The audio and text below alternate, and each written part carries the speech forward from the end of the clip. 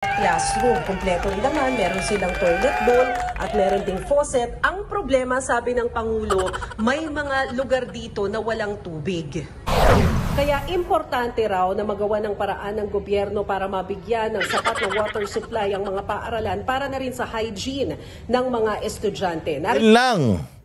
Walang tubig. Pucha, di ba may pangako si Bongbong na lahat ng tubig ipunin natin, dalhin natin sa lugar na walang tubig? Bongbong, ang tagal mo nang sinabi yun. 1 taong ka pa lang na presidente. Sinabi mo na yun. Kukolektahin mo lahat ng tubig ulan. Ano nang nangyari? Oh, ilang drum na ba naipon mong tubig ulan? Hinayo pa ka. Itong bahagi ng pahayag ni Pangulong Marcos. Hindi naman mahirap gawin yun, except ang problema sa mga pinuntahan naming eskwela, walang tubig. Paano walang tubig?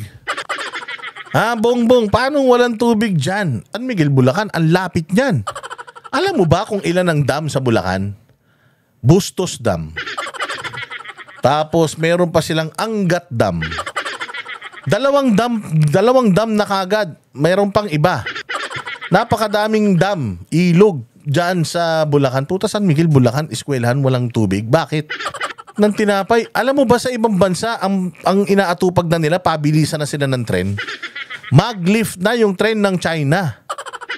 Oo, at yung Malaysia, mayroon na rin silang maglift na train at saka ang Indonesia. Oo, nagsisimula na Burkina Faso, mayroon na rin silang mga bullet train. Ang Cambodia, Diyos ko po, yung airport na pinapagawa nila, BBM, ang ganda talaga. Diyos mio. Sabi nila baka talunin daw nun yung airport ng Singapore at Dubai. Tayo na, tanong mo, pinag-problema natin, tubig sa San Miguel, Bulacan. Ang lapit niyan sa Metro Manila. Yun ang titignan namin na mabuti kung saan dapat manggaling yung tubig, bakit walang tubig. Titignan daw niya kung dapat daw saan manggaling yung tubig. Putang ina niyan, di sa Nawasa. Hindi sa Nawasa, sa Maynilad. Animal na mayo. Kaya sa ilog, sa dam, doon manggagaling. Ano ba namang klaseng isip yan? Sus! Ewan ko sa'yo, Bongbong.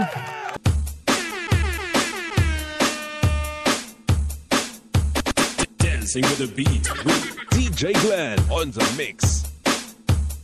Marcos Bangag, Marcos Bangag, Marcos Bangag, Marcos Bangag. Ayun! Oh, magandang hapon sa inyong lahat. Umaga, tanghali, gabi. Sa lahat ng mga kababayan natin na nandiyan dyan sa ibayong dagat, yung mga taga-Pilipinas, magandang araw. Yung mga taga-USA, Canada, North America, magandang gabi. Yung mga taga-Europe, magandang madaling araw at Middle East. O, kamusta naman ang buhay-buhay? Eto na naman tayo. Another day, another chismisan. With yours truly, Boss D. Kamusta naman po kayo dyan? At dito na naman po tayo para pasakitin ng ulo at ay balumbalunan isip, puso at kaluluwa ng mga switik, kawatan magnanakaw, mga putok sa buho, mga sindikato, kuratong baliling, mga tamad, mga walang silbi, walang kwenta, walang bilang, mga sinungaling mambubudol, mga demonyo, santanas, hudas sa bayang Pilipinas.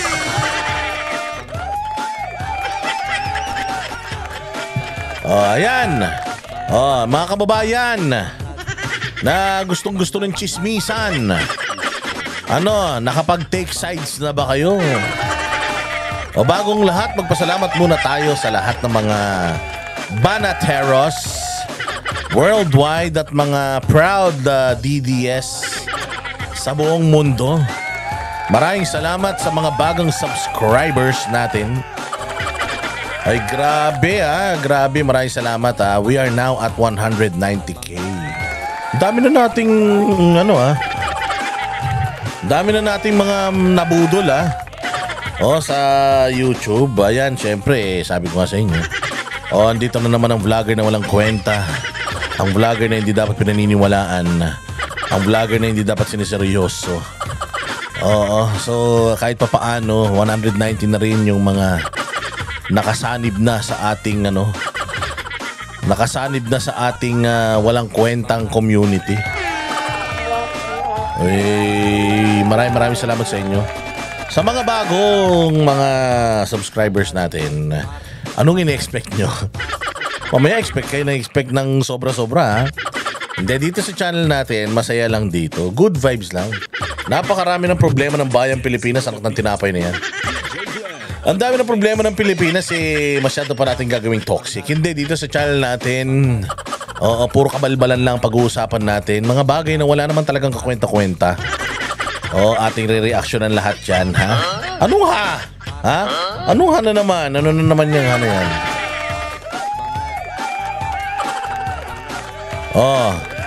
Nodal moments dito sa channel natin. Rest assured na kayo may entertain, na kayo mauurat, mabuburat, at siguradong sasakit ang inyong mga tiyan, kakatawa. Tama, dapat ganyan lang. Gawin nating light lang ang buhay natin. Diyos ko naman. Tanga na nga yung presidente natin. Puro magnanakaw na nga yung mga nasa gobyerno natin. Tapos hahigh bloodin pa natin yung sarili natin sa kanila. Gawin na lang natin silang mga katatawanan. Diba? Paglaruan na lang natin ng mga hinayupak na yan. Pagkukwentuhan natin ng mga buhay nila, kasama na pati mga kapitbahay nila. Diba? So maraming salamat sa mga bagong subscribers natin. Maraming mabuhay kayo. Sana ay magtagal kayo. Maraming salamat din sa mga lumang subscribers na talagang hindi bumibitaw sa ating channel. Nagsimula tayo, ilan lang tayo. Ngayon ang dami-dami na natin. Mas palakas ang ating boses. Yung mga nagla-like, nagsishare, importante ha. Yung mga nagla-like, nagsishare, tsaka yung mga nanghihingi ng sombrero. Yung mga nanghihingi ng sombrero na no to Marcos, na ipinagawa ni Banatbay. Sige, tuloy nyo lang yung comment nyo ha. Basta ako lumalabas ako lagi. Pag ako lumabas, may dala ko. Pag nakita nyo ako, hingi kayo. Huwag nyo na akong pahirapan na ipadala pa yan sa inyo. Pagka ng mga nasa probinsya kayo, punta kayo na Maynila para magkaroon kayo. Huwag nyo na akong pahirapan na ipadala pa yan isang pirasong sombrero kayo talaga. Papadala ko pa yan sa malayo, gagastos pa tayo. Basta nagkita-kita tayo. Sigurado, automatic. Meron yan, katulad yan, papunta kami sa Dahig.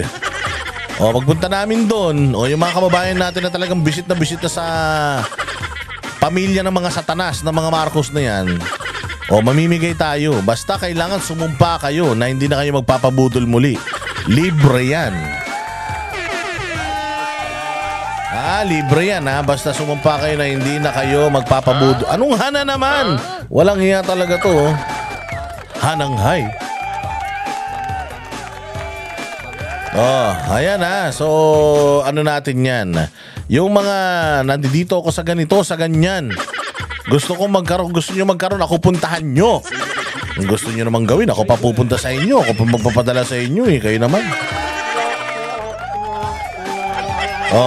Kung sino mag-e-effort, magkakaroon. Kapag ayaw nyo mag-e-effort, hindi kayo magkakaroon. Kahit anong message nyo sa akin, kung nasa kayo, Cotabato, ganyan. Yung mga nasa Davao, tiga Davao. Baka katapusan ng buwan, magpunta ako dyan. Pag nagpunta ako dyan ng katapusan, magdadala ako ha. Doon, magkita-kita tayo doon.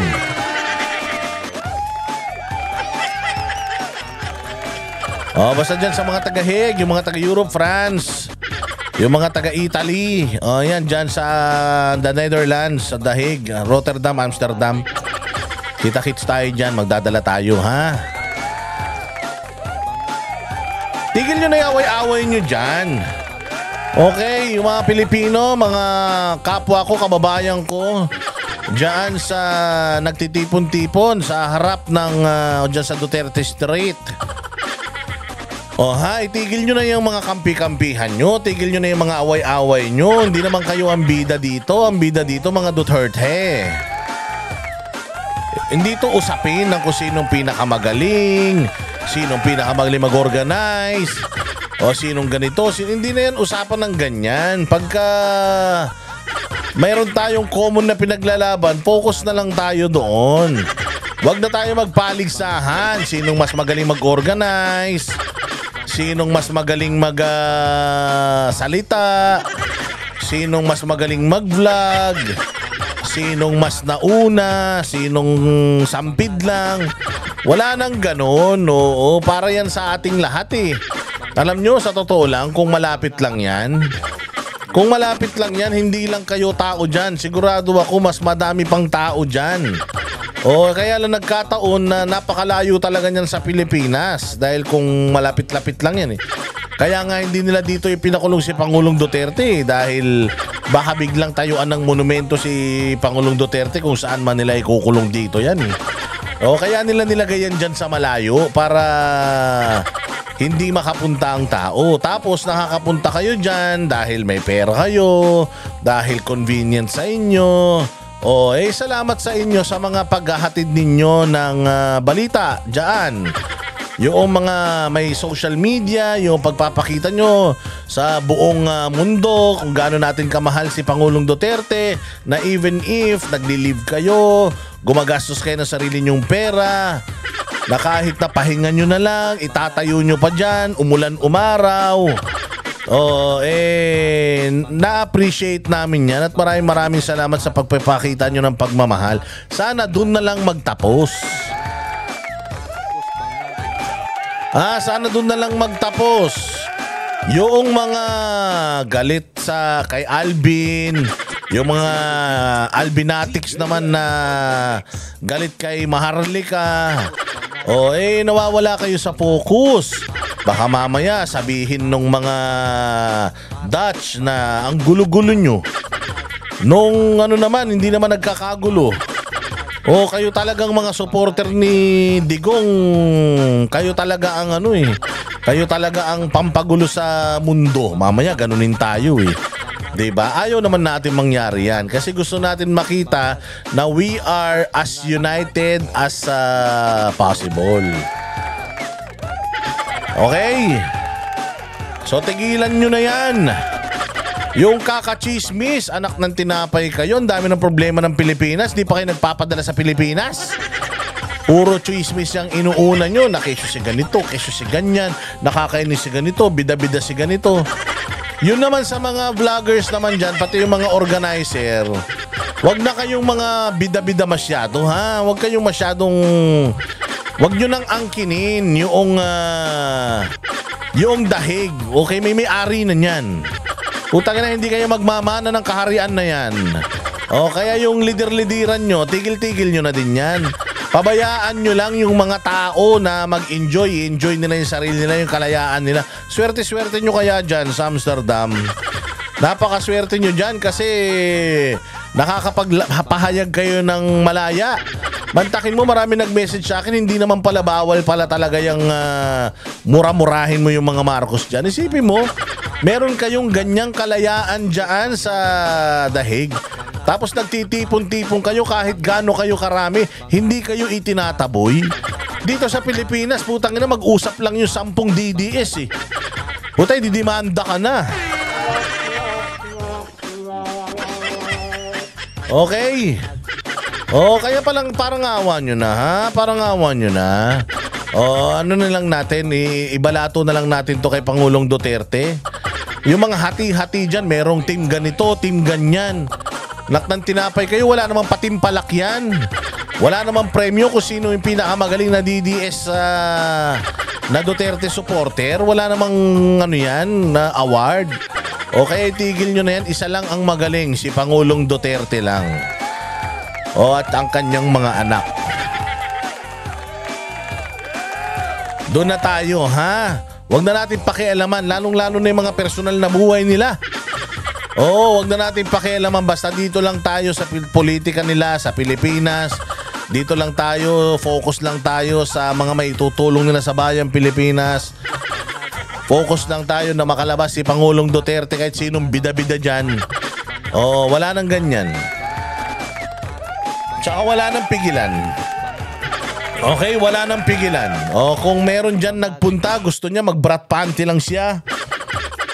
Huwag niyong pigilan, karapatan niya yan. Kung halimbawa, si Harry Roque, si Maharlika, urat na kayo dun sa ginagawa nilang butod, yung ganun nila. Oy, kalayaan nila yun. Pabayaan nyo, huwag kayong makinig. Huwag niyong panoorin kung ayaw nyo yung nakikita nyo. Pumikit kayo pag umatin kayo dyan, tas nandiyan dyan sila, magsasayaw sila na ganun. O di pumikit kayo, tumalikod kayo. Kung ayaw nyong makita. O kasi kalayaan nila yun, karapatan nila yun. Wala naman nagbabawal nun. O hindi ba? So bayaan mo sila.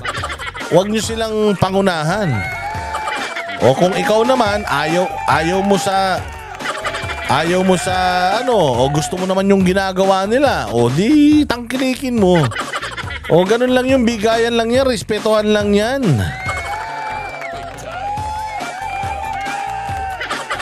Huwag na kayo masyadong lider-lideran. Pag ako nagpunta dyan, tapos pipigilan nyo akong magsalita, kakagating ko kayo sa muka. Which I believe naman na hindi naman yun yung issue dito. Napanood nyo na ba yun ni Banatbay?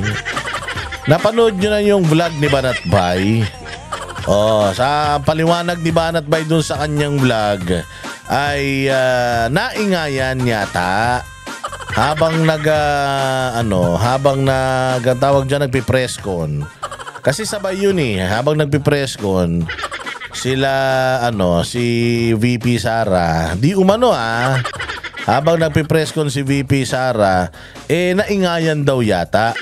Pero kung panonoorin mo naman yung interview ni VP Sara, kasi pinanood ko yun buo eh. Naiingayan siya, ha? Ano?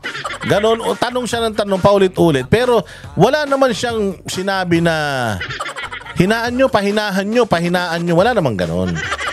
O siguro, na lang, nakita ko lang wala Well, again, ang nakarating kay Banatbay ay pinahinaan ni VP Sara dahil naingayan daw siya. Well, ako kasi, ito akin lang akin lang. Sabi ko kasi magkakaiba kami ng opinion eh. Ito sa akin lang.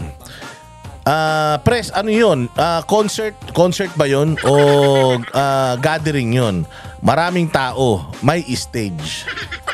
Tapos may mga mic, may mga speaker. Bakit kayo nag-set up ng press con doon sa malapit sa stage at saka malapit sa speaker? Bakit hindi kayo nag-set up ng press con sa ibang lugar? Natanong ko lang. Kasi talagang maingay yan. And I think, kung ako si VP Sara, nagkakasiyahan ng buong sambayanan at naiingayan siya, I don't think na pahihinaan niya yan. O kasi nakikita ko naman yung nakikita ko naman yung press con ni VP Sara, wala naman siya doon na hinaan nyo nga ng ingay. Hindi ko marinig. Wala naman siyang ginaganon. Ang siguro nung nakita na parang maingay, hindi nagkakarinigan, intindihan doon, baka yung mga organizers nagkusang loob. Proactively asked na medyo hinaan natin kasi nagpe-press con si Inday. Ako kasi, I believe, Inday, alam niya na maingay talaga dyan. So, alam niya na medyo may hirapan silang magkaintindihan dyan sa press con na yan. O, sana lang sa mga organizer niyan, inilayo nyo man lang sana doon sa speaker. Inilayo nyo kahit sa likod ng stage na walang speaker, doon nyo nilagay. Para nagkakaintindihan. O kaya, sana nag-press con pagkatapos talaga nung event. O kaya, bago magsimula yung event. Ganun. Siyempre, isasabay natin yung press con. Ito, matakin mo may stage. Sa stage na maliit, meron libo-libong mga taong nanonood. O ngayon, sasabihin natin na, sa mga taong nanonood, may press con lang si Inday ngayon, maingay kasi tayo, manahimik muna tayo. Mga 3 hours. Kasi syempre, matagal yung matagal yung press con na yan eh. Mga 3 oras. Tahimik lang tayo. Senyasan lang tayo dito. Ganon. Sa tingin mo, anong mangyayari dun sa event na yun? Baka nakatulog yung mga tao, baka magsialisan pa yun. Diba? So palagay ko, meron talagang, hindi naman kasi mga professional na mga organizer tong mga ito. So may pagkakamali on both sides. Siguro dito naman sa nila Maharlika, na misinterpret naman nila na, teka, pinahihinaan. Bakit tayo pinahihinaan? Tayo na, galit mga praning din.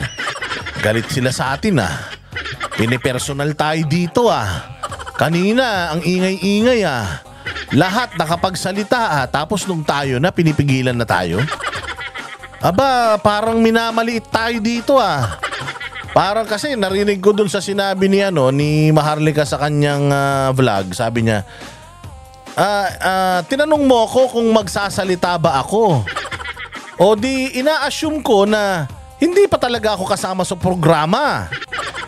Kasi tinatanong mo kung magsasalita ako Kasi kung kasama ako sa programa, sasabihan mo ako na ikaw ang una, ikaw ang pangalawa, ikaw ang pang-apat, 10 minutes lang per speaker, ganun.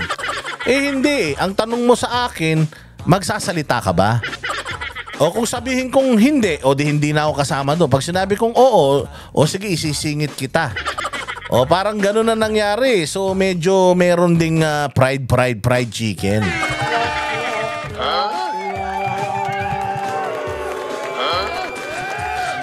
May fried chicken na involved. Sabi ko nga, tigil nyo na yung mga fried ninyo. Kayo naman, tatandaan nyo na Gusto nyo pa yung mga fried. So yun na nga nangyari. So nagkaroon ng miscommunication. Baka naiingayan lang doon sa press con. Nag-proactive na yung mga tao na, teka, patayin muna natin. Huwag muna kayong maingay.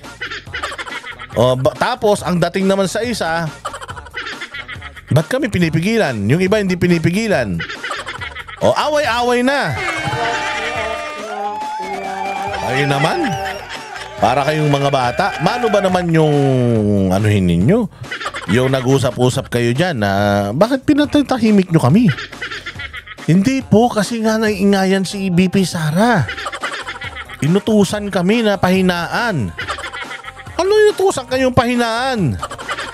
Hindi naman siya napanood ko naman yung buong yung buong press ko niya, wala naman siya sinasabi doon na hinaan, di kita marinig, hinaan nyo, sabihin nyo nga sa mga yun, nangingay. Wala namang inutos si BP Sara na ganun. Pero kung proactive na sinabi, sana sinabi din na aakyatin mo si Harry Roque doon habang nagsasayaw. Ito naman si Harry Roque, sayaw ng sayaw alamin mo, sabi mo, sir, saglit lang, medyo muna tayo, kalma muna tayo kasi nagpipress kung si Inday hindi marinig dahil maingay yung tao tsaka maingay tayo. Baka pwede medyo lang natin ng konti, hinaan lang natin ng konti. Kung sana maayos yung pakiusap na ganun, hindi sana mag-iisip yung dalawa na pinipigilan nyo sila sa kanilang kalayaan. Kasi sumagot si So sana sagutin din ni Maharlika at saka ni Harry Roque, kasi sabi ni Alvin, wala daw siyang ganung instruction na bawal banatan ng mga Iminatics. Bawal banatan si Aimee. Pero ako kasi naisip ko naman ganito ganito naman yung naisip ko. Na syempre, birthday ni BP. Tapos dala-dala ni BP si Aimee. Marcos yan. So baka inisip ng mga organizer na pag binanatan natin ng binanatan si BBM, awkward naman para dun sa bisita natin na si Aimee. Awkward naman sa kanya, syempre kapatid niya, minumura-mura, di ba? So wag na lang muna natin silang banatan ngayon. Total, kasi nandiyan dyan si Aimee, nakakahiya naman. Bisita din ni BP yan, bisita din natin yan. So syempre, pangit naman na kapatid niya, kahit papaano, mahal niya rin yan. You will put her in a awkward position kung magbabangag-bangag ka dyan. Si Bongbong ganito, si Bongbong ganyan, tatanga-tanga. No, 'di ba? Kung gaganyan-ganyan ka, syempre kahit papaano, ma-feel awkward din naman yung isa. Bisita rin 'yan, bisita rin ni BP. Kinaya yan ni BP dito, kaya wag na muna tayong mag-Marcos bangag, okay lang. Si Aimee, wag na rin muna natin banatan. Pag alis na lang nila, pwede natin banatan. O kaya, pag sa vlog nyo, gusto nyo banatan nyo ng banatan sa vlog nyo. Pero dito, nakakahiya naman nandiyan dyan, di ba? Parang ugali rin naman ng Pilipino yan. Na courtesy lang. Alam natin, yun ang pinaglalaban natin. Gusto natin mamatay na nga yun eh. Baka naman magalit kayo ha. Mamatay na yung mga kuto. Gusto nga natin na mawala na yan sa landas natin eh. Sa maayos na paraan ha, hindi yung sa paraan na na puwersahan. Gusto nga natin mawala na yan eh. Yung maglayas tas hindi na bumalik, tas hindi alam kung saan nagpunta. Gusto nga natin ganyan eh. Hindi ba? So alam natin 'yon. Kaya lang syempre kahit naman papaano bilang Pilipino, bisita rin naman 'yan. So irespeto natin. Bukas makalawa wala na 'yan. May mga bago na naman tayong pagtitipon. Di banatan natin ulit ng banatan. Pwedeng ganun eh. Kasi di man tayo bastos.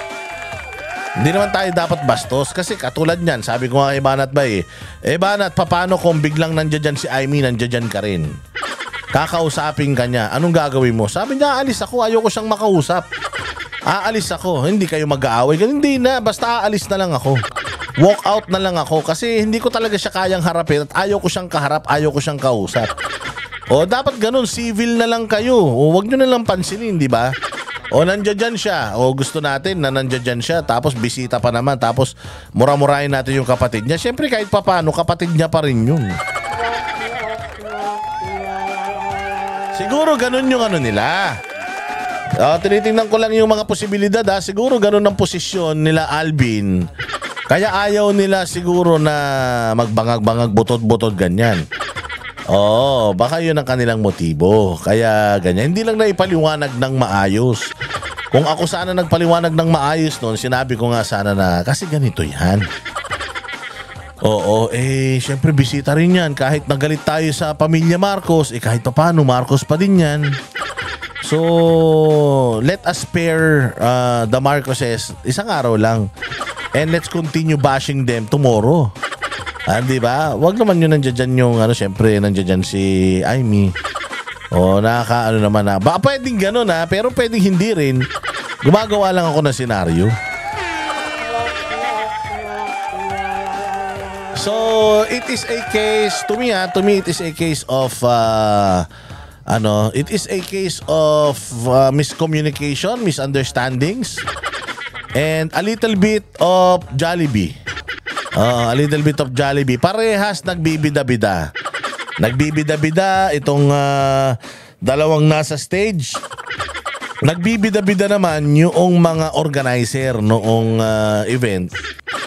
So it is a case of Jollibee and ego. Kaya nagka-clash sila ng ganito. So ibig sabihin, walang kwenta, walang sa atin, walang epekto sa buhay ng mga Pilipino.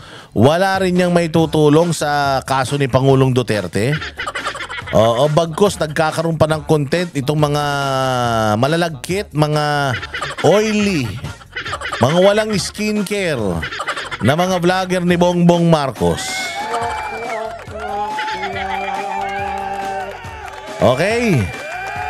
So wag na natin pansinin, bayaan mo, magsabunutan si Harry Roque. Nakapilo ka pa naman yan. Hayaan mo magsabunutan si Harry Roque at saka si Alvin. Parehas naman silang pinagli sa marshmallow. Si Marlica, bayaan mo sila mag-away ni Aimee. Wag na tayong makialam ha. Basta focus na lang tayo dun sa ating goal. Ang ipanalangin natin, makalabas na si Pangulong Duterte, makapagsilbi na siya sa Davao, at matapos ng lahat ng mga pagnanakaw sa pamahalaan, kahirapan, peace and order, tapos everybody happy. Okay, matapos na yung dayaan diyan sa Comelec, magbilang na sila ng normal, ng manual, para malaman natin saan ba napunta talaga yung mga boto. Dahil hayop na yan. Yung mga boto, balita ko yung mga boto na para sa Duterte 7, putahin natin. Napunta yata doon sa kay Bam Aquino tsaka kay Kiko Oo, kasi kung titingnan mo 5 million plus 11 million, 16 million. Nanalo sana yung mga kandidato natin. Let's say, for example, magkaroon sila ng 17 million each votes. O, di ba? Nakapasok sana sila, nanalo sana sila. O, sobrang imposible talaga noon, kaya hindi natin tatantanan yan. Yan ang mga totoong issues ng bayan natin. Hindi yung kung ano-ano pinagtatalunan nyo. Di pa ako nagpupunta dyan, nagtatalo-talo na kayo. Pag nagpunta ako dyan, makikita mo yan, pogi-pogi pala. O, baka lalo kayo mag-away-away i-ready nyo na yung mga sarili ninyo. Oo, dahil pagka pupunta namin dyan ni Banat Bay, all out tayo, banatan natin sinong gusto natin banatan.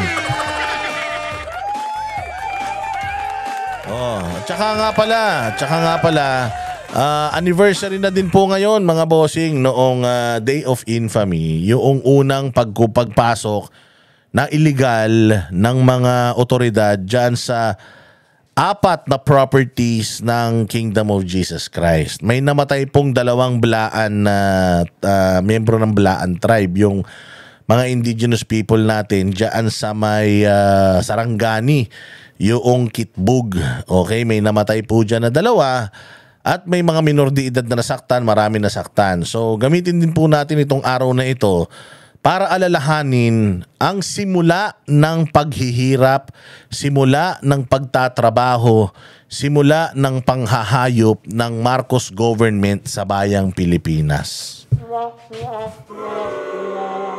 Oo, yan ang simula. Pagkatapos niyan, pumunta sila dyan, hinalughog nila lahat. Kinalkal nila, pati lagayan ng kutsara, pati yung mga nakatakip na mga plato, pinagbubungkal nila. Tapos napahiya sila, umalis sila. Kasi dyan pa lang kabubuhan na yan, dyan pa lang paglabag na yan Kasi nga kapag ikaw ay nagsiserve ng warrant, lalong-lalo na kung wala kang search warrant, hindi ka dapat mag-search. Pero kung sakali man may search warrant ka, o kaya ikaw ay sigurado talaga, kumbaga pwede lang yan na mag-search ka sa property kung nakita mo talaga siya na doon pumasok, tumakbo siya papunta ron. Pero kung hindi mo nakita na nagpunta siya doon, hindi mo nakita na nagtago siya doon, wala kang karapatan na halughugin yung property, mga property o lahat ng property. Bawal na bawal yun. So kung halimbawa merong 3 property at ang paniniwala mo nandoon siya sa property A, you have to secure a search warrant for property A. At saka ang search warrant po ay ginagamit lang po kapag may hinahanap kang bagay. Hindi kapag may hinahanap kang tao. So diyan pa lang, ang search warrant ganyan. Oo, I will be searching you. Ibig sabihin, searching you for paraphernalias or mga contrabands, di ba? Kakapkapan ka. Ganun din yun. May kontrabando. Ano yung eksaktong kontrabando ang ine-expect nyong makita dito? Bakit kayo papasok dito? Ganun yun. Kung wala kayong hinahanap na bagay, hindi kayo makakasecure ng search warrant. Kasi ang warrant lang na hawak ng pulis ay arrest warrant. At yung arrest warrant na yan, bagamat buong Pilipinas ay saklaw niyan, hindi ibig sabihin lahat ng property sa buong Pilipinas pwede mo nang halughugin. Pwede mo nang hanapin kahit na hindi ka mag-anak, hindi pinsan, hindi ka ano-ano. Basta natripan mo, napasukin tong bahay na to, baka nagtatago sa dyan, doon na yan, doon na talagang bawal na bawal yan. Hindi pwede yun. So nagkaroon ng ganyan. You have reason to believe that he is in this property. Pero sabay-sabay na inatake nila yung 4 na property. So walang intel. Wala silang intel kung nasaan talaga si Pastor Apollo Kibuloy. Kasi hinanap nila sa 4 na lokasyon sabay-sabay. Pwede ba naman yun? Isang tao lang ang hinahanap mo, hahanapin mo siya sa 4 na lokasyon? Dapat kung nagpunta ka sa unang lokasyon at pinasok mo yung property na yun, mayroon kang reason to believe na nandoon siya sa property na yun. Bakit hinanap nyo pa siya sa iba't ibang mga properties at pinasok nyo rin yung iba't ibang mga properties na yun? So are you saying na yung 4 na properties na yun, nandoon siya, isang tao sa 4 na property? Kung hindi ba namang tanga talaga tong PNP na to? Isa lang yan sa mga teknikalidad. Diyan po nagsimula. And then after, ayan na nga, pumasok na yung pinakamagaling na asong pulis sa balat ng Pilipinas. Ayan na nga, binalasubas na yun naman KOJ Siege 16-day.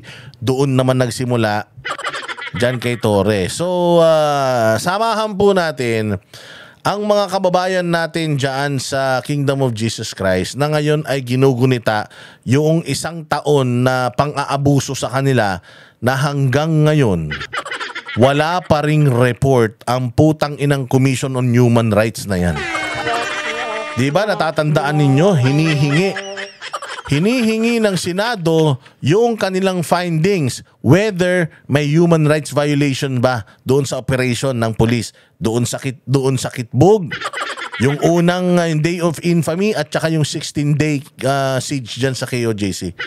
Hinihingi yun sa CHR. Ang sagot ng CHR, we are still investigating. Utang ina nyo. Hanggang ngayon, nag-iimbestiga pa rin kayo. Ang bilis-bilis nyong ipako sa krus si Pangulong Duterte. Tapos, kumpleto, rekado, lahat ng video nasa mga channels namin ng pang-aabuso. Diyan sa Kingdom of Jesus Christ nung 16-day siege. Nung hearing doon sa 16-day siege, tinanong yung CHR, wala pa silang findings. Doon sa una, yung Day of Infamy, isang taon na. Wala pa silang findings. Di lalo na kaya yung 16-day KOJ siege na yan, di ba? Kaya hayop talaga tong Commission on Human Rights na ito Kupal talaga hindi ba? Di ba? O kaya ayan saglit lang. Meron tayong balita tungkol diyan Ayan ito, ipakita ko na sa inyo. Simulan na natin. Dito sa Bulldog ng PNP na si General Torre.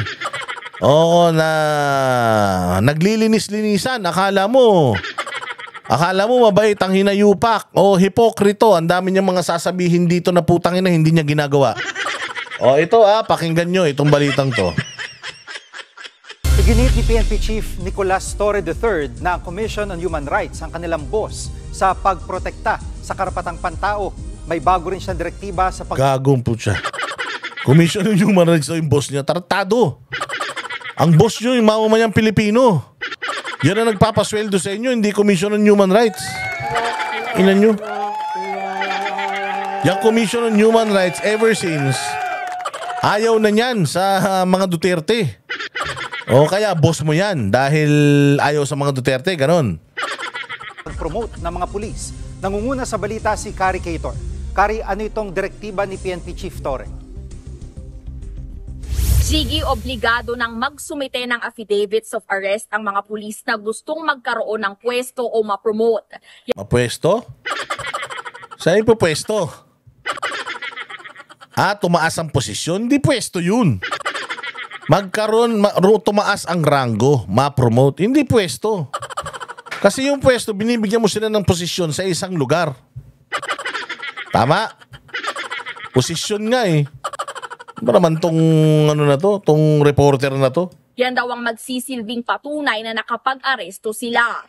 Ito ang bagong utos ni PNP Chief Nicolas Torre kasunod ng kanyang direktiba sa paramihan ng huli.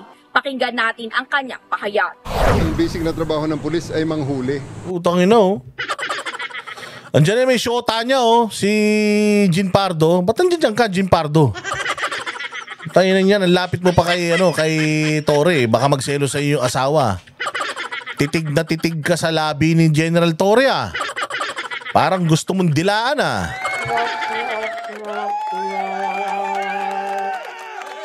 Tayo na pal no, kailangan nandun din siya sa camera. Hindi naman siya magsasalita dyan. Di ba? Ba't kailangan nandiyan ka? Hindi ka naman ini-interview. Oo, wala na. Wala ka ng ganap, Jean Fajardo. Mas madaldal pa sa'yo si General Torre. Hindi ka na kailangan dyan. Hindi niya na kailangan ng spokesperson. Tayo na si General Torre, kahit natutulog to, pwede mo interviewin. Ganyan ka fame whore yan. Ganyan yan ka takaw sa media mileage. O kaya ikaw, Jean Pardo, putsang ina, tinalaga ka na dyan sa Bulacan, di ba? Ikaw na ang regional director dyan. Ba't hindi ka mag-focus doon sa trabaho mo? Hindi ka umuwi ng Central Luzon. Tapos ayusin mo dyan. Ang daming mga krimen dyan. Tangina, sabik na sabik ka rin sa camera. Kala mo kaganda-ganda mo. Tangina ninyo, mga patay gutom kayo sa patay gutom kayo sa video. Oh, sige. At ang pinaka-resibo na ikaw ay nang huhuli ay ang affidavit of arrest. Paano mo masabi na maging effective kang commander or supervisor nitong frontline personnel, ikaw mismo hindi mo pa nasubukan na pumirma ng affidavit of arrest? Pirma ka muna ng affidavit of arrest para kita ipwesto, para kita bigyan ng posisyon. Bakit? Tayo na titig na titig si titig na titig si Hoy, si Jean Pardo parang libog na libog kay kay General Torre. Tangina, nakatitig siya sa labi ni General Torre. Ang sarap siguro nito, lasang chocolate. Hoy, Jean, gigil na gigil ka. Parang gusto mong dilaan yung pisngi ni General Torre hindi naman kailangan dyan. Nandiyan ka. Yan, dami-daming kriminal sa kalsada Dapat nagtatraffic ka Ayon kay Torre, mahalaga ang mga resibong ito lalo na kung nag-aresto ang mga pulis ng walang warrant. Sa ilalim ng Tanginan yan. Kailangan daw yung affidavit of arrest. Lalong-lalo na kung nang aresto ng walang warrant. Ano lang ba yung pwede kang mang-aresto ng walang warrant? Ano lang yung merong pwede kang mang-aresto ng walang warrant? O sige, batas, pwede ang warrantless arrest kung in flagrante delikto o nahuli sa akto ang krimen. Pwede yung warrantless arrest kung nahuli mo sa akto yung krimen. Yun lang yung pwede. Ano pa? Kung may probable cause o kung nakatakas ng kulungan ang hinahabol. Ayun, so kapag nakatakas ng kulungan at hinahabol, pwede mong warrantless arrest yun. Kapag ka nangisnatch, nakita mo, huli sa akto, hinabol mo, warrantless arrest yun. Akyat bahay, nakikita mo, tumalon palabas, may dalang TV, malaki. Pag nanakaw yun, krimen yun, ongoing, warrantless arrest yun.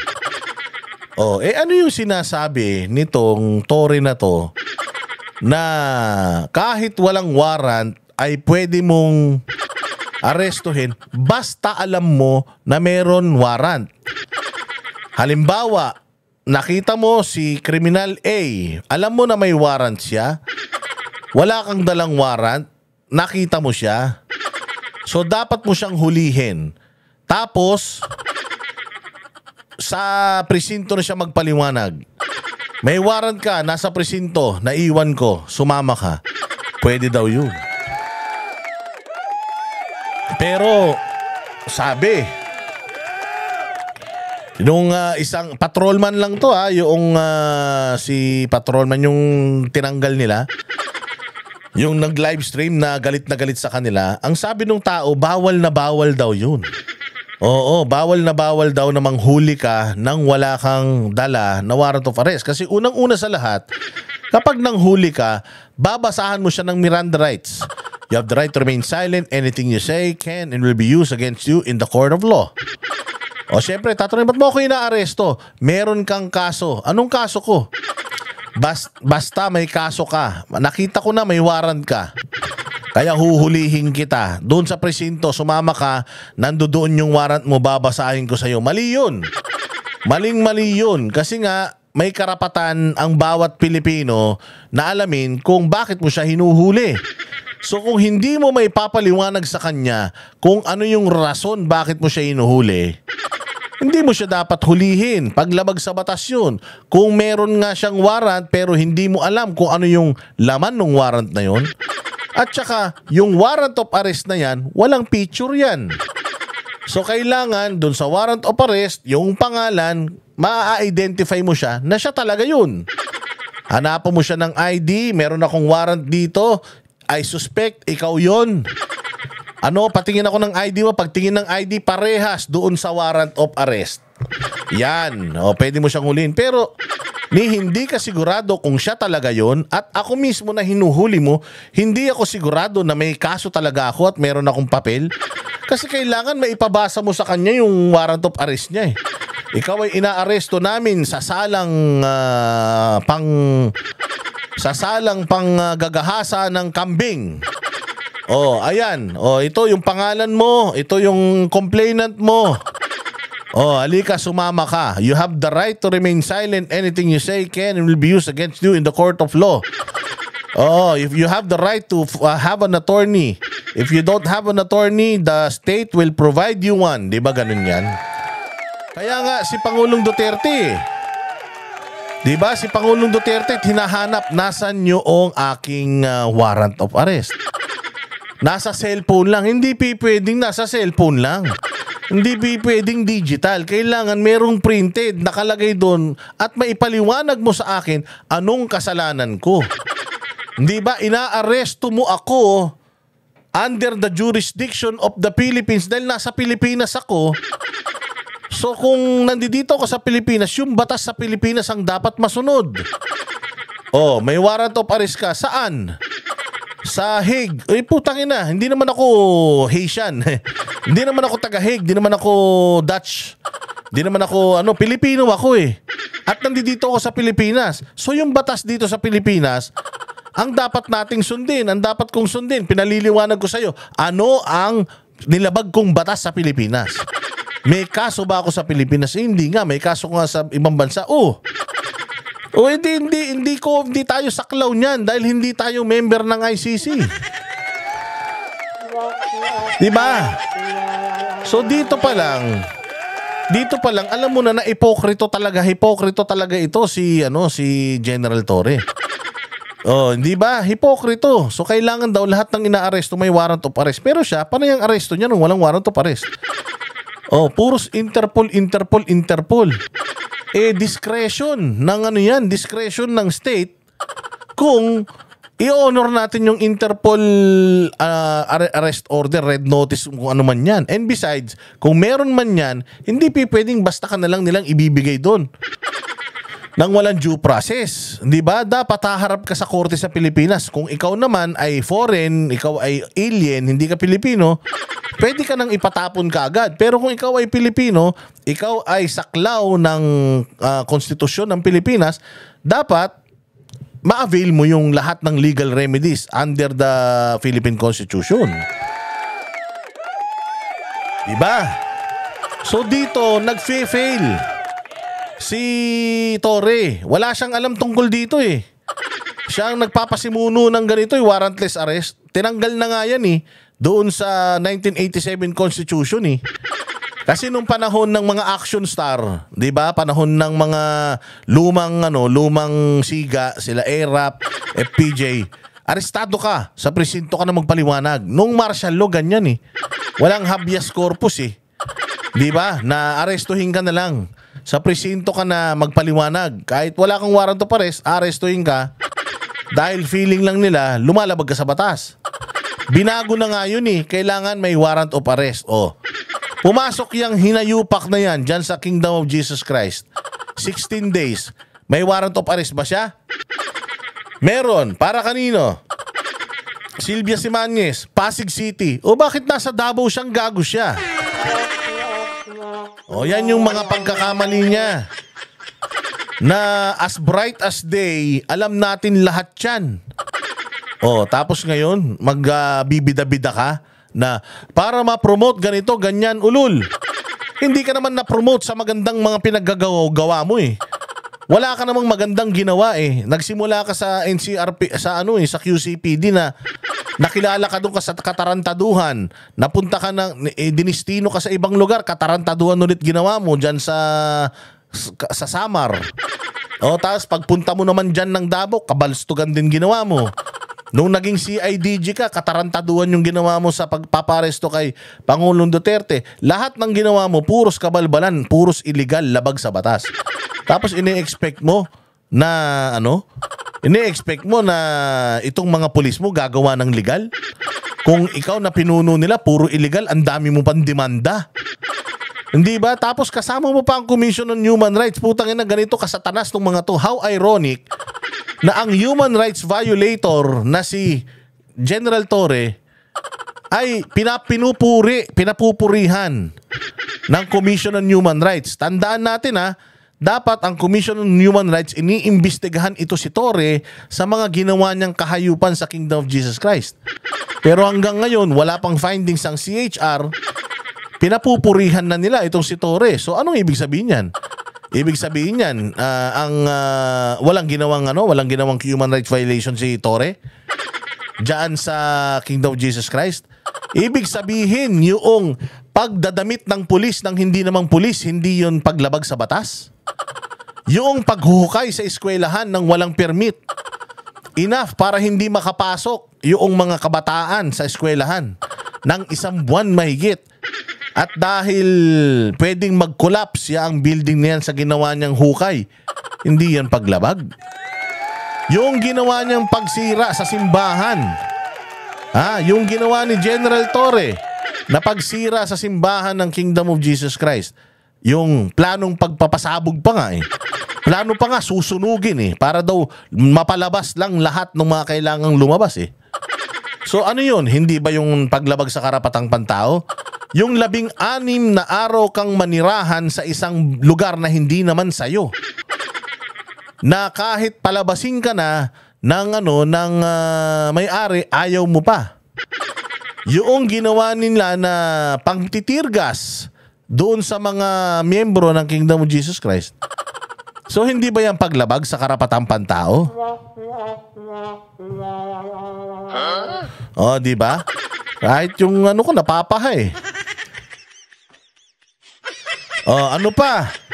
Yung hindi nga lang makapagsimba yung ating mga miyembro ng Kingdom of Jesus Christ, na yan paglabag na yan sa malayang pagdadasal Di ba? Yung may namatay na pinigilan pa yung ambulansya na makatawid, na even yung mga nurses ng KOJC hindi makatawid.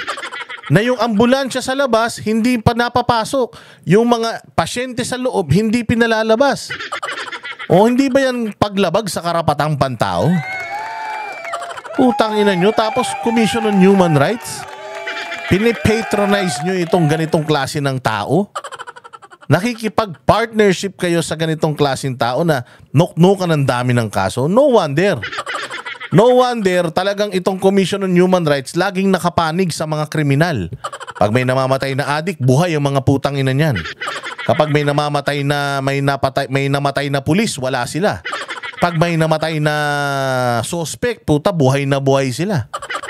Hindi ba? Diretso.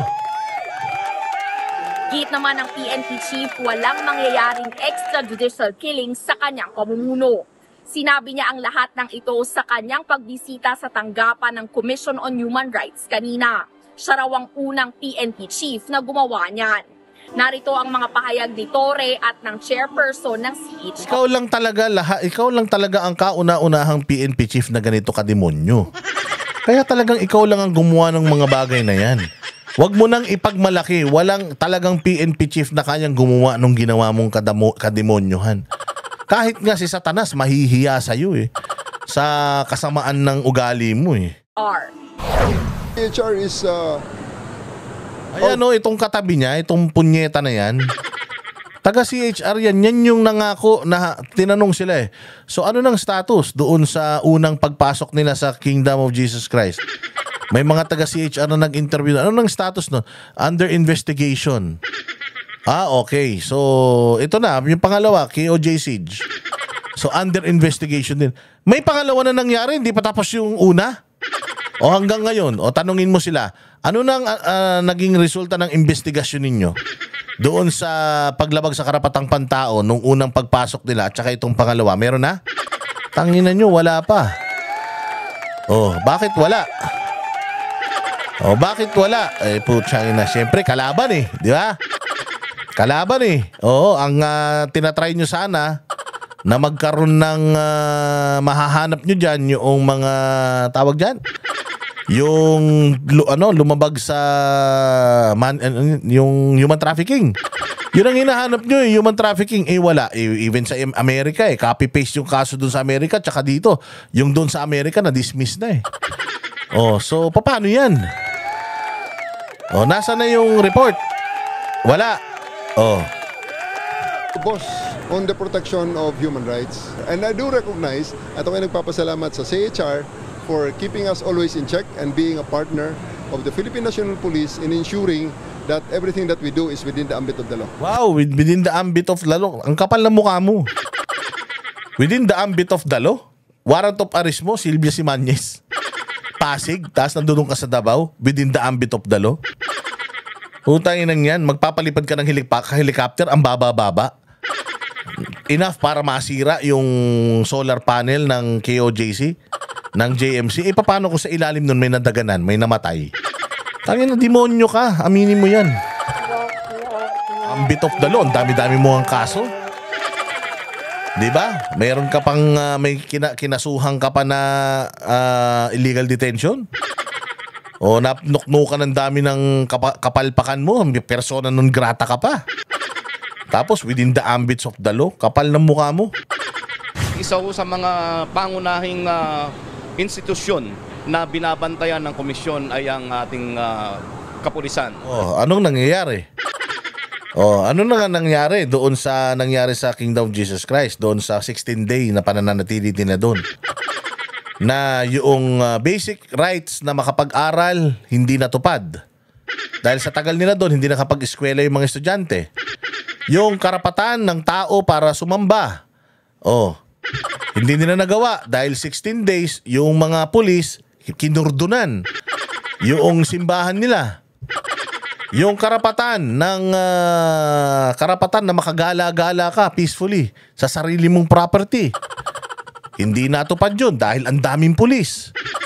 Na putya kung makatingin, akala mo mga manyakis.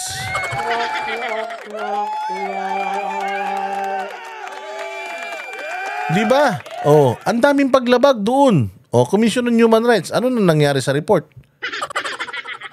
Oh, yung mga pinosasan na tinatadyakan pa. Oh, anong tawag doon?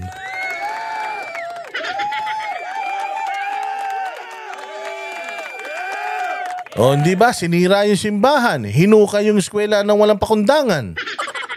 Sinira, binaboy yung mga palikuran. Di ba? Ginawang basurahan yung buong compound. Sarili mong compound, wala kang access. Sarili mong compound, pinutulan ka ng tubig. Yung damage to property. Di ba, ano yan? Paglabag yan sa batas at karapatang pantao. Mantakin mo dun sa basement ng Jose Maria College. Lahat ng mga CCTV, putol yung kable. Ano yun, nagkataon? Naputol mag-isa? Tanginan nyo. Pare-pares kayong mga kriminal, sabihin nyo. Ito hong pagbisita ni Chief PNP dito sa ating komisyon ay mahalaga dahil mapapaigting at mapapabuti ang aming relasyon upang... sige, mag-lips to lips kayo para mapabuti yung relasyon nyo. Mag-M to M kayo. Ma-integrate na rin ang human rights sa pagtupad sa tungkulin ng ating kapulisan. Sige, nakikipag-usap na... Ayan. Ayun na. Kaya ako na-open up ulit yan dahil nga 1 taon na po mula ngayon yung nangyaring kahayupan dyan sa Kingdom of Jesus Christ. Okay? At wag natin kalilimutan yan. And pagdating ng panahon when itong si General Torres not in power, marirealize niya na kahit magdasal siya, hindi na siya kayang iligtas ng kahit sino mang satanas sa dami ng kasalanang ginawa niya sa sangkatauhan. O ito, dito naman tayo sa impeachment ni BP Sara. O talaga naman, di ba? Tignan mo, ang daming issues na dapat natin pinag-uusapan, tapos putang ina yung away ng mga vlogger yung pinag-iintindihan nyo. Dito tayo sa mga issue ng Bayang Pilipinas, yan ang banata natin. Hindi yung vlogger sa vlogger nagbabanatan para kayong mga bata. Putang ina niyan, wala namang patimpalak ng kung sino yung pinakamagaling na vlogger sa Pilipinas. Lahat kayo nag-away-away. Kalmado lang. Focus tayo sa issue. Focus tayo sa goal. O ito, pakinggan natin itong formal na pagsisimula ng opening rights dyan sa impeachment ni VP.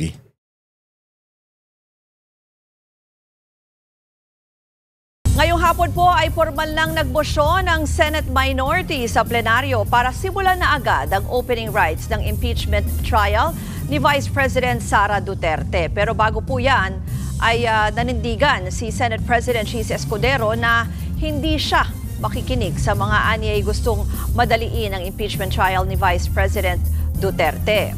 Ayon po kay Escudero ay magpapatuloy raw sa kasalukuyang schedule na June 11 ang pagdinig sa presentation of charges laban sa bise. Hindi raw susunod ang Senado sa pagmamadali ng umano'y mga pabor sa impeachment. Pero hindi niya rin daw naman patatagalin ito at susunod lang umano sa kung ano ang sinasabi ng konstitusyon. Hindi ko gusto si VP Sara pero hindi ko rin... Grabe ka naman. Grabe naman doon sa hindi mo gusto si VP Sara. Makala mo naman gusto ka niya. O, tinan mo naman yung mukha mo, sir. O, parang ano yan ng pachinko ball. Parang gulungan ng mga pachinko ball yan. Yung pagmumukha mo, puro butas. Tapos kung makapag ano ka na hindi mo gusto si VP Sara, tanongin mo muna si VP Sara kung gusto ka. Ang tsaka-tsaka mo, sir. O, grabe ka naman. Hindi mo gusto si VP Sara. Hindi rin ako galit sa kanya. I am performing and doing my role the best way I see fit without any fear or bias in favor or against anyone. Itong mga taong nagmamadali, klaro naman na ayaw sa kanya. Kilala nyo naman sila eh. Itong mga gigil na gigil, klaro naman na gusto siyang matanggal. Sino mang... Oo nga. Sigurado ba sila na kapag nagsimula na yung impeachment, matatanggal si BP? Di ba hindi naman? Oh. Pabor o kontra kay VP Sara? Sino mang pabor o kontra sa impeachment, may posisyon na sila. Hindi ako magpapadala sa kanila.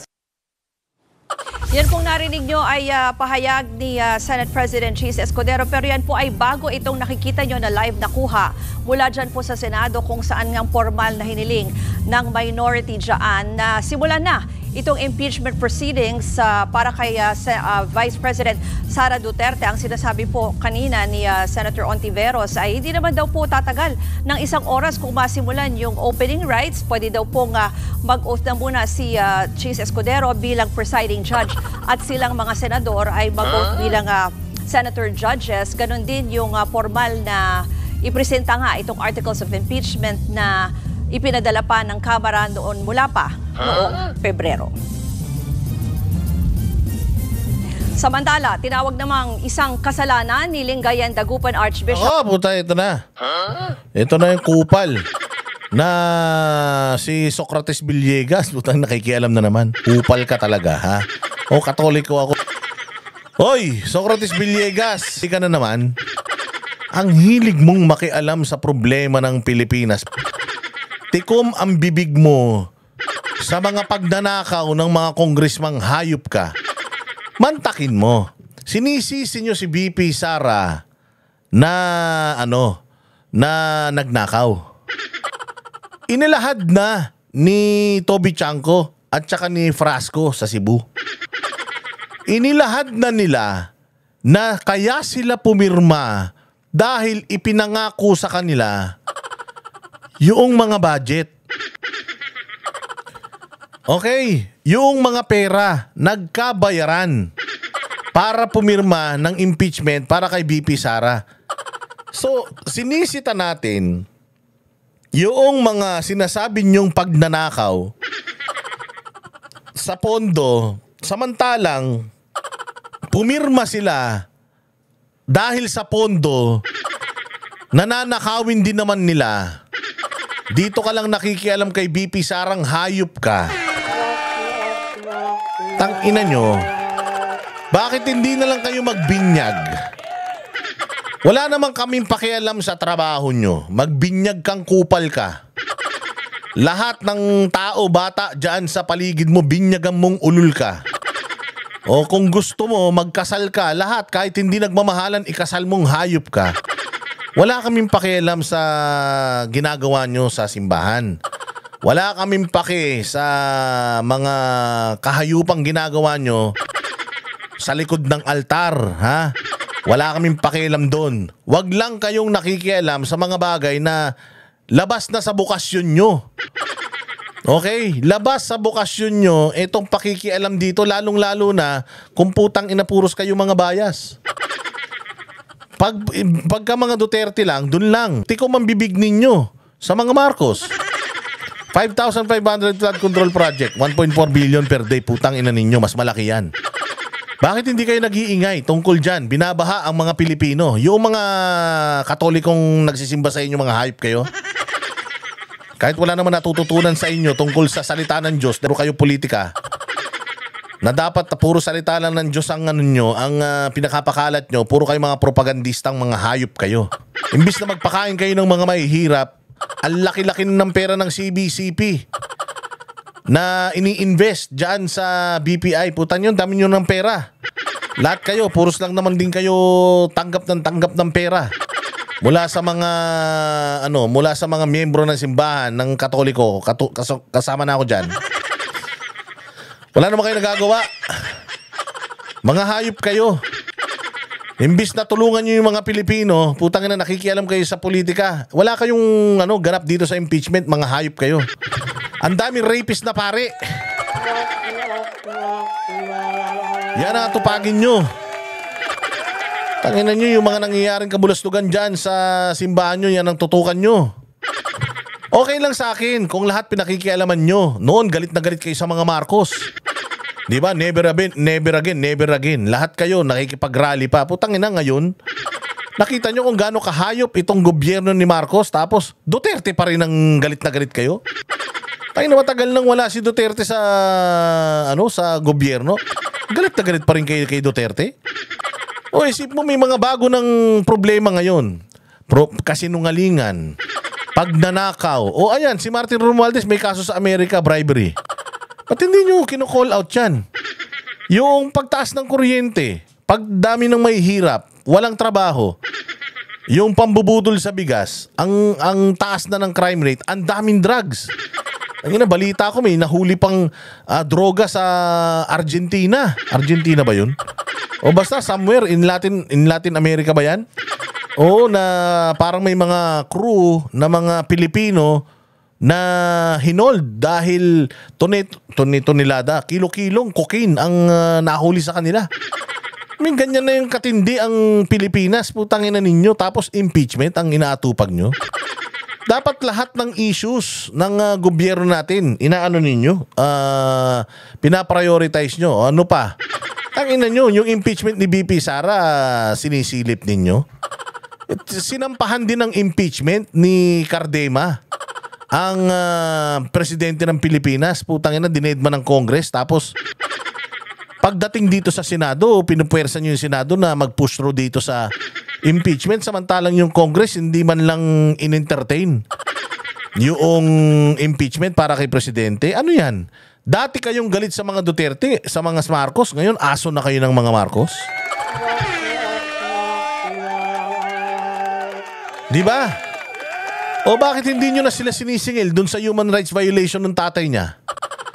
Bakit dati, ang tagal-tagal na nilang wala sa posisyon? Lahat ng kahayupan ni Marcos Sr. noon, singil kayo ng singil. Ill-gotten wealth, human rights violation. Bakit ngayon, hindi na kayo nagsasalita tungkol dun? Ha? Ano yun? Nakalimutan nyo na? Move on na ba tayo dapat doon sa human rights violations ng mga Marcos? Move on na tayo doon sa ill-gotten wealth ng mga Marcos? Ha? Nabahagian ba kayo? Puro kayo Duterte. Bakit? Dahil tinangkilik ni Duterte yung libro na Behind the Altar. Di ba? Meron ganun libro na pinopromote si Pangulong Duterte kasi masyado kayong self-righteous, masyado kayong linis-linisan, pero sa hanay ninyo ng mga kaparian, ang dami namang bakla. Ang dami namang nangmumulestya ng mga pare. Ano nyo na yan? Na address nyo na ba yan? Kakapal ng mga pagmumukha nyo. Linis-linisan kayo. Kala nyo lahat ng issue ng bayang Pilipinas dapat sinisita nyo. Hindi lang puro Duterte. Lahat. Sitahin mo Socrates Villegas. Mula sa mga tao sa Imbornal hanggang sa baha, hanggang sa corruption. Mantakin mo, GAA, blankong GAA. PhilHealth, ninakaw yung pera ng PhilHealth. Putang ina, tahimik ka. 1 million na pabahay ang ipinangako. May budget ang bayang Pilipinas dyan. Pera ng gobyerno yung pinopondo dyan. Ang bahay na nagawa nila, wala pang 100,000. Mga hayop kayo. Tapos dito lang kayo nakapokus sa impeachment ni VP Sara. Tangin ng mga demonyo kayo. Hindi nire-respeto yung ganyang mga tao. Dahil yung mga ganyang mga tao, ano yan? Ang kaluluwa niyan, Satanas. Dahil namumuliti ka. Hindi yan kasama sa sinumpaan nyo. Wala kayong pinag-aralan tungkol sa batas. Kaya wag kayong nakikialam sa gobyerno. Kaya nga separation of church and the state. Hindi kayo dapat nakikialam sa pamahalaan. Pakialaman nyo yung gobyerno nyo. Kung gaano karami yung perang kinukuha nyo sa mga Pilipinong Katoliko para ipadala dyan sa Vatican. Kaya gastusin nyo. Bumili kayo ng mga SUV nyo. Yung iba pang mga pari, may mga kabit pa yan. Yan ang unahin nyo. Mga buwisit kayo. Socrates Villegas ang pagkaantala ng impeachment trial ni VP Sara. Ayon po sa Arsobispo, may karapatan ng bansa na malaman ang katotohanan kung tinatago raw ito sa publiko. May tuturing daw yang pagnanakaw. Hindi raw deserve ng mga Pilipino ang pabayaan. Ulul, hindi ka spokesperson ng Pilipino. Socrates Villegas, kupal. Hindi ka spokesperson ng mga Pilipino. Hindi lahat ng Pilipino Katoliko. Kabana ng pisngi mo, busog na busog ka. Sarap ng buhay ninyo habang yung mga Pilipino, hirap na hirap ang buhay. Ano na bang ginawa ninyo para tulungan ang mga Pilipino naghihirap? Wala. Kaya na, pikit mata kayo pag may mga nakikita kayong yagit. Ang dadamot nyo. Yung simbahan nyo nga, lagi nakasara pag walang misa. Bukas lang yung simbahan nyo pag may magbabayad. Pero pagka walang misa, sarado lagi. Bakit?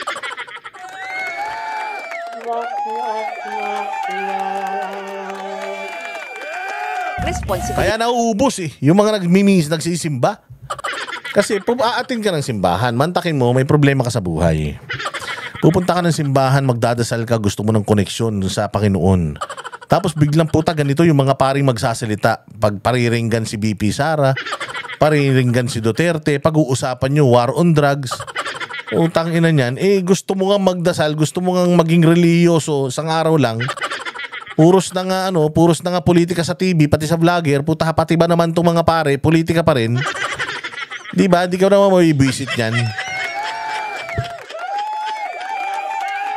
Kupal. Akala mo kalinis-linis nila. Akala mo naman, walang mahirap na Pilipino sa paligid ng mga simbahan nila. Di ba? Mga bisit. Sabihin nyo na naman. Bakit yun? Bakit si Pastor? Bakit si Pastor? Separation of church and state. Bakit si Pastor tumakbong senador? Mga tanga pala kayo Si Pastor Kibuloy, hindi nga nakikialam sa politika yan Di ba? Tumutulong pa nga sa gobyerno Kasama yan sa bukasyon nila, tumulong sa Pilipinas. Anong ginawa sa kanila? Kung pumasok man siya sa politika dahil pinasok siya ng politika. Mantakin mo, kaaway nila mga Duterte. Gusto nilang pabagsakin mga Duterte. Unang tinrabaho, Seminay. Unang tinrabaho, Kingdom of Jesus Christ. Dismiss na yung mga kaso, binuhay pa. Dahil lang sa politika, dahil lang magkaibigan si Duterte at saka si Pastor Kibuloy, pati si Pangulong Duterte, dinamay nila sa politika nila. Dahil si Pastor Kibuloy di umano sa isip nila ang nagpopondo sa mga Duterte. Edi pinulitikan nyo siya. Hindi siya pumasok sa politika. Politika ang nakialam sa kanya. Kaya yan, pumasok na siya sa politika. Baka sakali, kaya niyang baguhin yung mga satanas dyan. Pucha, dinaya naman. Imbis na sana, mababait na yung mga senador dyan, magiging na sanang mga makadiyos ang mga yan, pero wala. Ganyan na nangyari. Dinaya tayo sa eleksyon.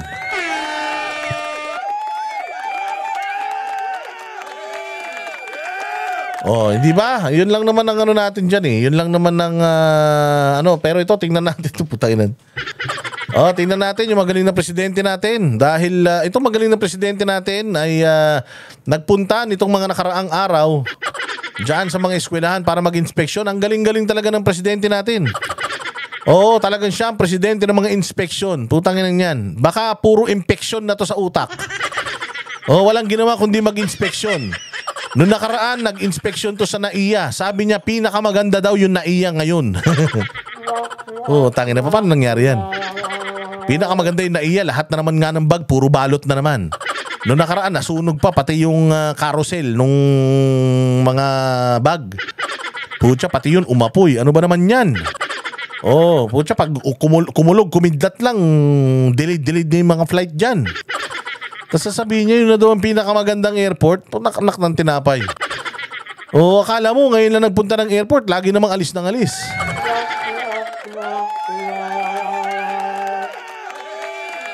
So, noong nakaraan, nag-inspection siya dun. Puro inspection eh. Puro na impeksyon. Sabi ko nga, ikaw ang impeksyon ng Pilipinas. Kumbaga, ikaw yung kahit anong inom ng Pilipinas ng antibiotic, hindi ka mamatay-matay na impeksyon ka.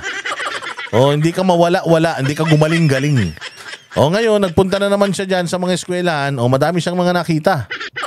Madami siyang mga nakitang problema. Ito, sige, panoorin natin. Umarangkada ng Brigada Eskwela o ang pagsasaayos at paglilinis sa mga paaralan bago ang pasukan.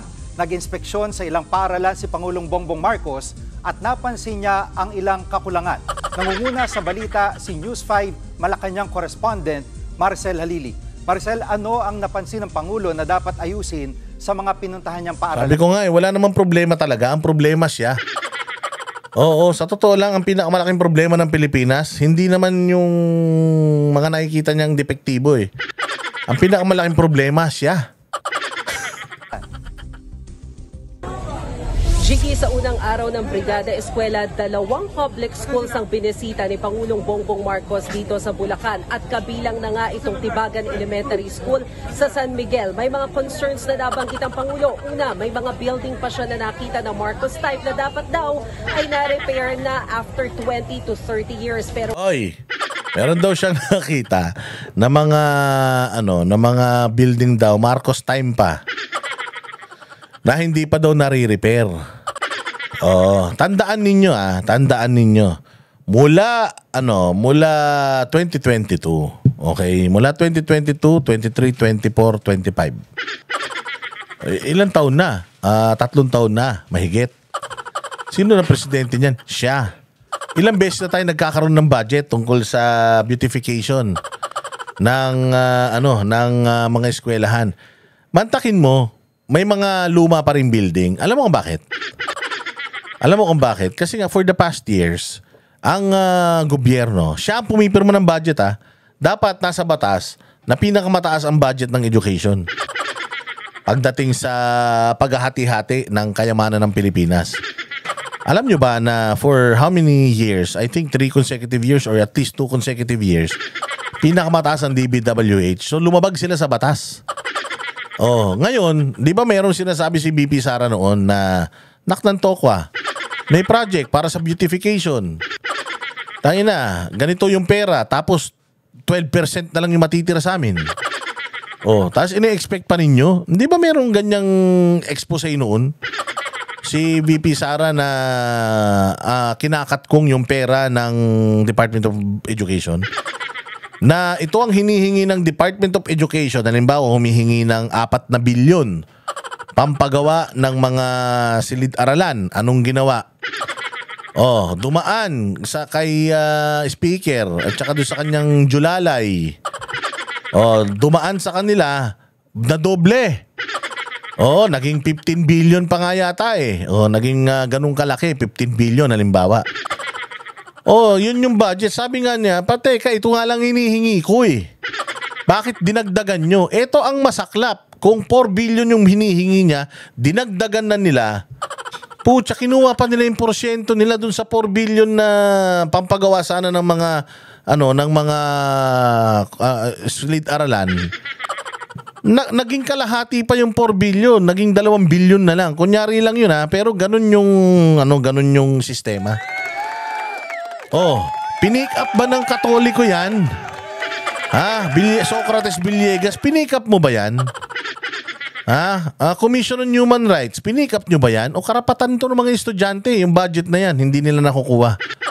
Sinabi ni Inday Sara yan, pinick up ba ng media yan? Pinick up ba ng makabayan yan? Pinick up ba ng mga buwaka ng inang universities yan? Di ba hindi naman?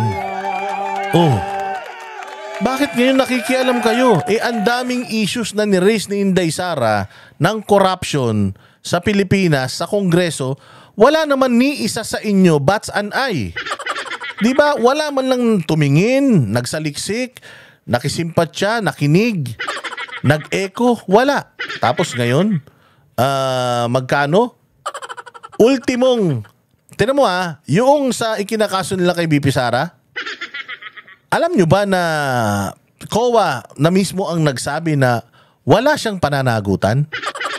Sinabi mismo ng COA yan sa hearing sa Kongreso. Wala siyang pananagutan. Bakit itinuloy pa rin yung impeachment? Sabi mismo ng COA na siyang ahensya na nagsasabi kung kurakot ka o hindi. Wala siyang record, malinis, maayos. Bakit nandyan pa rin? Politika. So itong punyetang mga universities na to, LaSalle, Ateneo, UST, Adamson, kayong mga hayop kayo, pagka ganyan pinakikialaman ninyo, ayun ang budget sa education. Sinabi ni Inday Sara, ninanakaw nila yung budget ng education, hindi kayo nagsasalita. Tapos itong impeachment kay BP Sara, gusto nyong na makialam? Di ba hipokrito mga putang ina? Dapat si Socrates Villegas ang pangalan niya. Hipokrito Villegas eh. Ngayon ay kailangan pang ayusin at ikalawa, ang mga CR. Kailangan din daw ayusin. Sabi ni Pangulong Bongbong Marcos, nakahanda na daw ang Department of Education. Kailangan ayusin yung CR. Yun naman pala. Malaking pangangailangan ng sektor ng edukasyon. Bakit sa pinirmahan mong GAA mas mataas yung DPWH? Di ba tanga ka? Ang dami palang kakulangan ng mga eskwelahan. Ngayon ka lang ba umikot? 3 taong ka na dyan, hindi mo pa napupunan yan. Sabihin nyo na naman, panahon pa ni Duterte yan eh. Nung panahon ni Duterte, may nagre-reklamo ba? Wala naman, maayos lahat, tsaka wala namang eskwelahan nun. Naka-pandemic tayo noon, wala nang pumapasok sa eskwelahan, di ba? So bakit ko ipaprioritize yung pagpapagawa ng mga silid-aralan na yan? Problema ko pa ngayon pagbili ng bakuna natin, pagbibigay ng ayuda sa inyo, anong unahin ko? Pagawa ko yung mga silid-aralan nang walang gumagamit dahil sa pandemya o buhayin ko kayo? Na pakainin ko kayo sa pandemic, sarado ang ekonomiya natin. Bumili tayo ng mga libreng gamot. Di ba nakalibreng gamot, punyeta? Langin na kahit nga nabakunahan ka na, nagpapabakuna ka ulit sa kapal ng mukha mo. Baka naman sisi nyo na naman kay Duterte yan. Sa pagbubukas ng klase sa June 16. Ang problema na nakikita niya ay yung mga comfort room sa mga paaralan. Dito sa Tibagan, meron namang kanya-kanyang CR. Alam mo, swerte nyo Swerte nyo, may kanya-kanya kayong CR. Nung panahon namin, yung mga yung mga CR namin, kasi public school din ako, Pucha, lahat ng kubeta sa amin may sorpresa.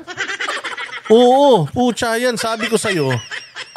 Parang yung mga inidoro sa eskwelahan namin. Sorry dyan sa mga kumakain Yung mga kubeta dyan sa elementary school namin.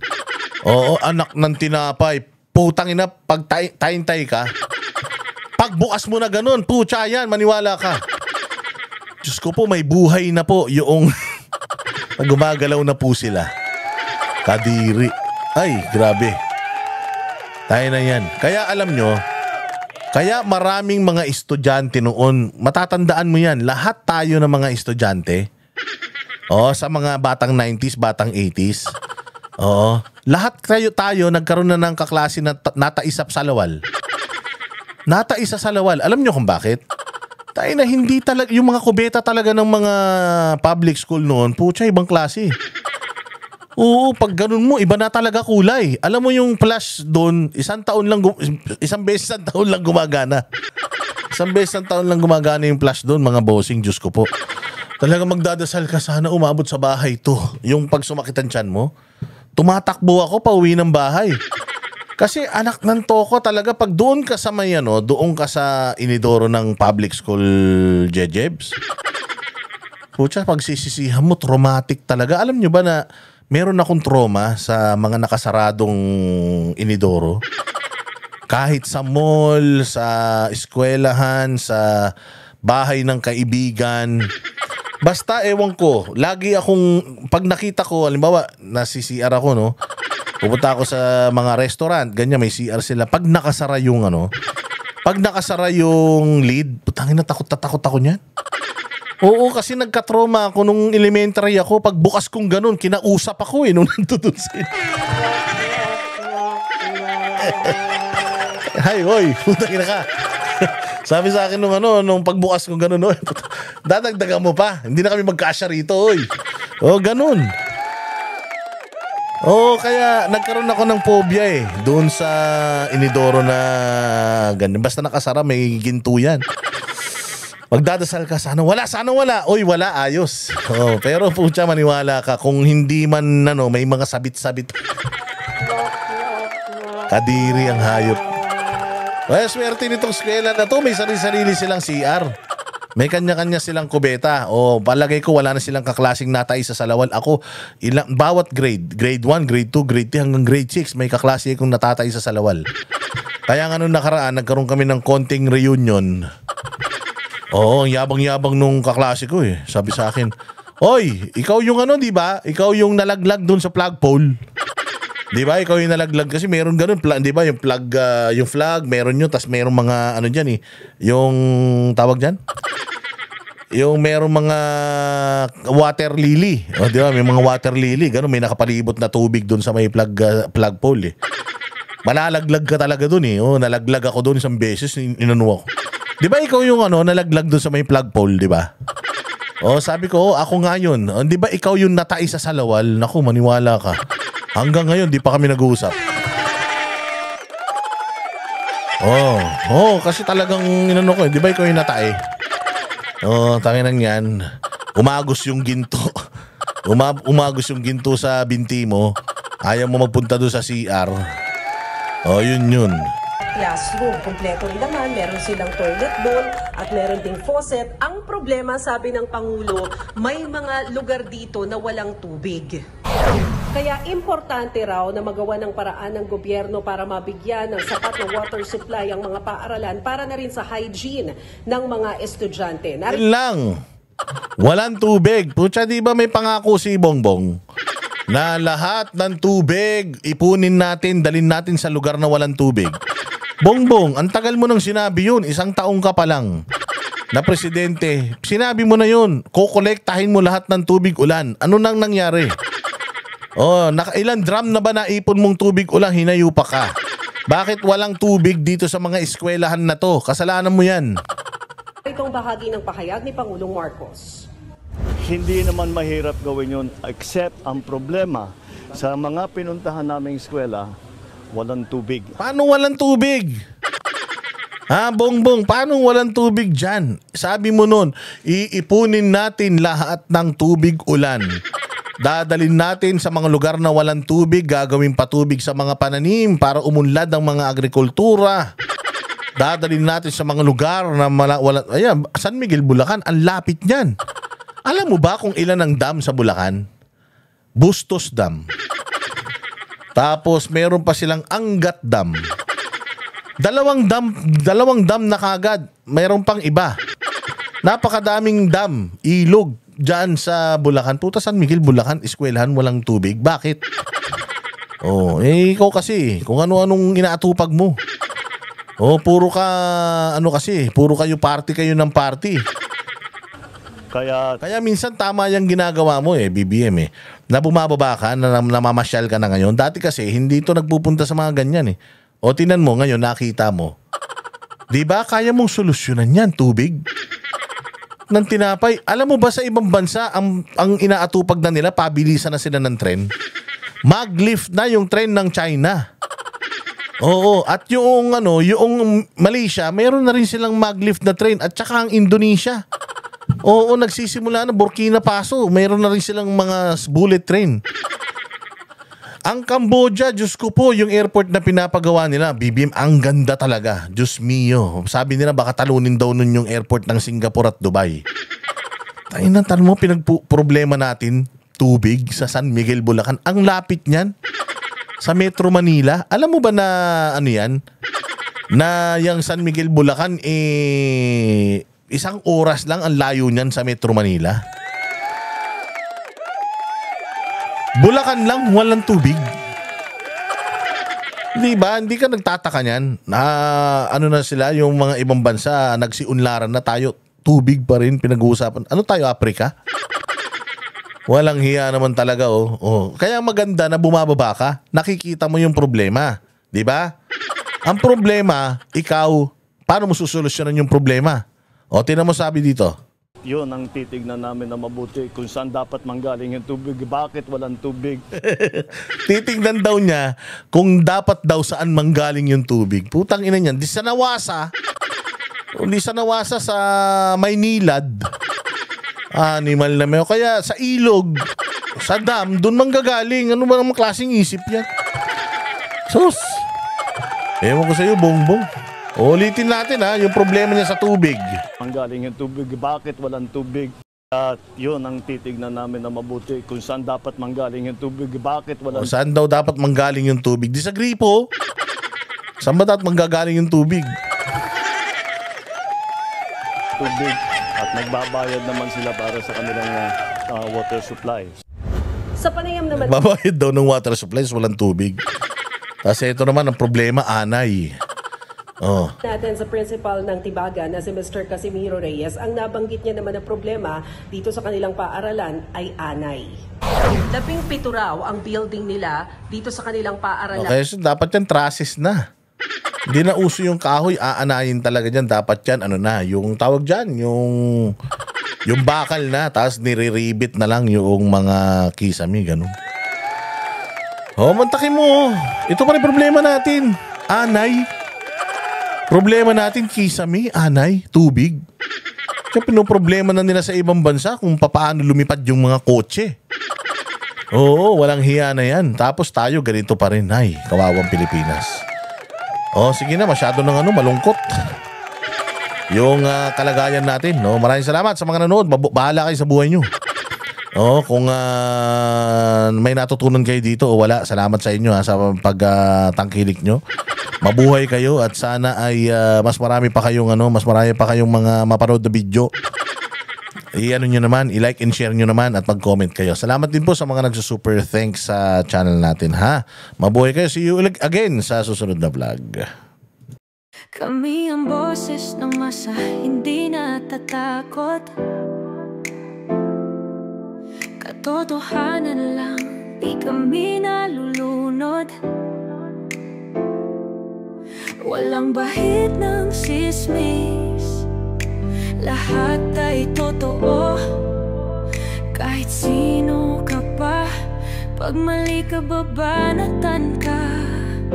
Walang pinipili kulay, wala kaming kinikilingan. Basta para sa bayan, kami lalaban. Pagdama palakpakan, pag mali banatan. Di matitinag, di matatakot, para sa bayan tuloy ang sigaw.